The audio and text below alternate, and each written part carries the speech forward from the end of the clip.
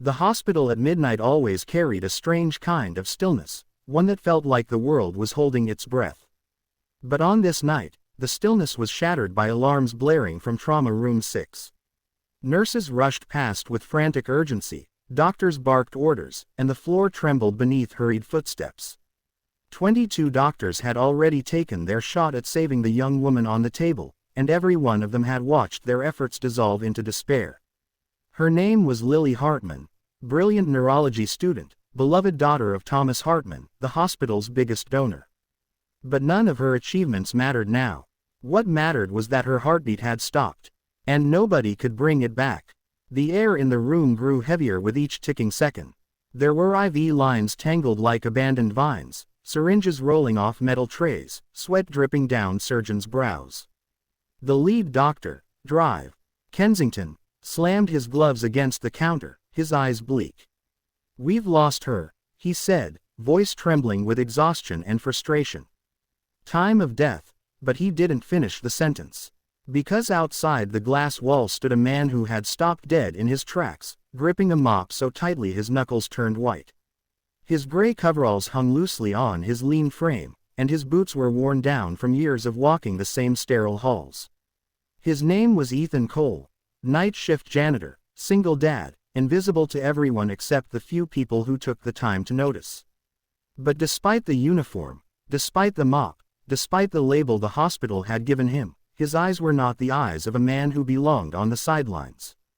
They were the eyes of someone who recognized what was happening in that room, and who knew something the others didn't. Ethan stepped closer to the glass, heart pounding. He didn't intend to watch. He certainly didn't intend to interfere. He'd spent years forcing himself to fade into the background, because stepping forward, showing who he used to be, had led to nothing but pain. But when the youngest nurse burst into tears and stumbled out of the room, Ethan couldn't pull himself away. He could see it, the subtle angle of her chin, the swelling around her neck, the faint discoloration near her ribs. He recognized it instantly. He had seen it in battlefield tents, in broken-down villages, in the arms of soldiers who clung to their last breath. Airway trauma, incorrect positioning. The medical team was fighting the wrong enemy. His heart twisted violently. He hadn't felt this kind of surge in years, not since the night he lost his wife, Emily, in an accident where he failed to save the one person he loved most. He had walked away from everything after that, his certifications, his training, his identity. He became a janitor because it was the only place where nobody asked him to save lives. But tonight, someone needed him. And the thought of doing nothing felt like a betrayal of every life he had saved before, and every life he had failed to save. Ethan pushed the door open. "Hey," a nurse cried, "you can't be in here." But he didn't stop. His voice came out calm, steady, almost frighteningly controlled. "Her airway is collapsing," he said as he approached the table. "You're ventilating the wrong angle." "Doctor," Kensington snapped, "excuse me. Who the hell do you think you are?" Ethan stepped beside the girl, ignoring the stares, the outrage, the disbelief. "Tilt her jaw," he instructed softly. "Not back, up. You're closing her throat when you push."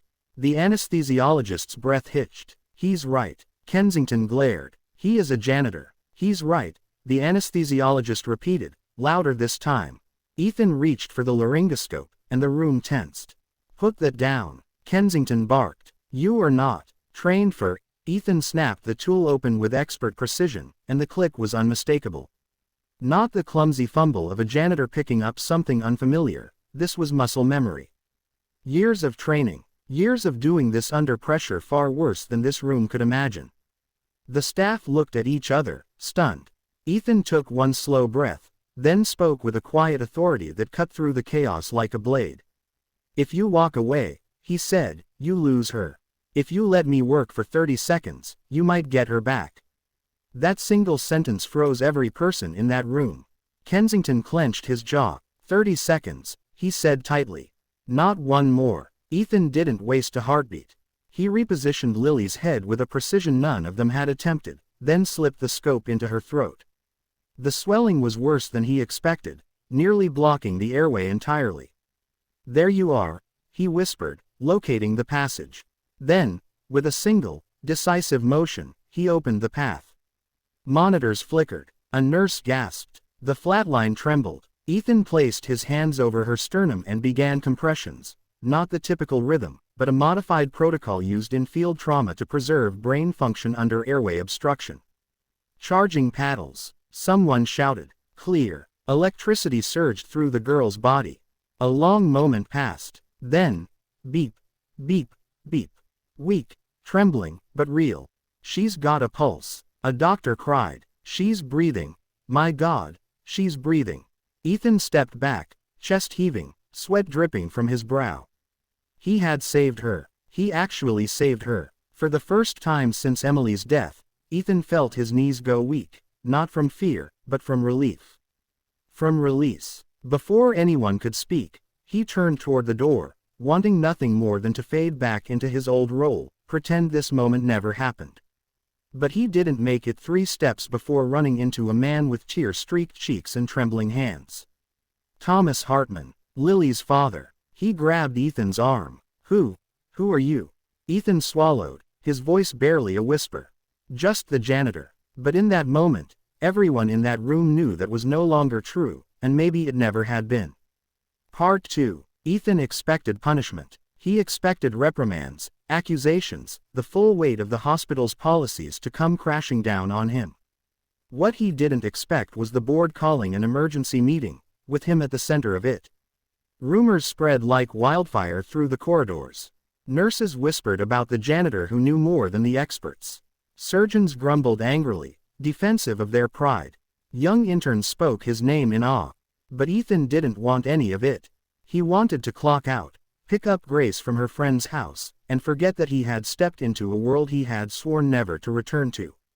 Instead, he found himself escorted into Conference Room 3, facing a long table filled with hospital executives, legal advisors, Drive, Kensington, several trauma specialists, and, at the far end, Thomas Hartman. The room fell silent when Ethan entered. He took a seat at the far corner, intentionally choosing the chair closest to the exit. Before anyone else could speak, Drive, Kensington slammed his file shut. This is absurd, he snapped. He violated protocol. He endangered the patient. Thomas raised a hand, silencing him with a single gesture. Then he stood and addressed the room. My daughter is alive because of this man, he said. And before any of you speak again, I want to know, who trained him? Ethan looked down at his hands. He didn't want to answer. He didn't want to revisit the memories he buried. But the truth hung in the air, and lies felt impossible now. I was a combat medic, he said quietly. Search and Rescue Division. I specialized in airway trauma under extreme conditions. The room stiffened. Kensington scoffed. So what? That doesn't make him a doctor. It makes him the only person in that room who understood what was killing my daughter, Thomas shot back. Don't confuse rank with talent. Kensington reddened, but said nothing. Thomas turned to Ethan. Why are you working as a janitor? Ethan hesitated. The truth was painful, but withholding it felt heavier. My wife died in a crash, he said softly. I couldn't save her. I tried. He swallowed hard. After that, I couldn't keep going. The pressure, the memories, I just needed something simple. Something where nobody depended on me. But someone did depend on you, Thomas said gently. Your daughter. Ethan's chest tightened. Grace is the only reason I'm still standing, he whispered. Thomas nodded with understanding etched deep in his eyes. Ethan, he said, Lily is awake. She wants to meet you. Ethan froze. I don't want to intrude. You saved her life. There is no intrusion. They walked to the recovery ward. Lily lay propped up with pillows, her face pale but glowing with fragile life. When her eyes landed on Ethan, she gasped softly. You're the man, she whispered. The one who didn't give up. Ethan felt something crack open inside him, a part of his heart he thought had turned to stone. I just did what I could, he murmured. No, Lily insisted, her voice trembling. Everyone else stopped. You didn't. Thomas placed a comforting hand on his daughter's shoulder, then turned to Ethan with a seriousness that made the room feel smaller. I want to offer you something, he said. Ethan braced himself. If it's about legal issues, I understand. I'll sign whatever. Thomas frowned. Legal issues. He shook his head. Ethan, I want to sponsor your return to medicine. Ethan's breath caught. What? Full reinstatement, Thomas said. Certification, schooling, licensing, whatever you need. I'll pay for everything. You have a gift most doctors only dream of. Hiding it is a loss for the world. Ethan staggered back slightly. No, I can't. I have Grace. Her school, her life, and if you accept, Thomas said softly, your daughter will grow up watching her father become the man he was always meant to be. Ethan felt tears burn behind his eyes. He had spent years believing he wasn't enough. Not for his wife, not for medicine, not even for himself.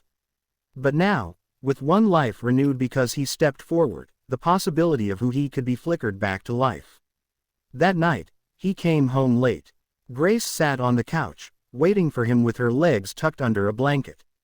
Daddy, she said with sleepy eyes, everyone at school said you saved someone. He knelt beside her, brushing her hair back gently. I did something, he whispered.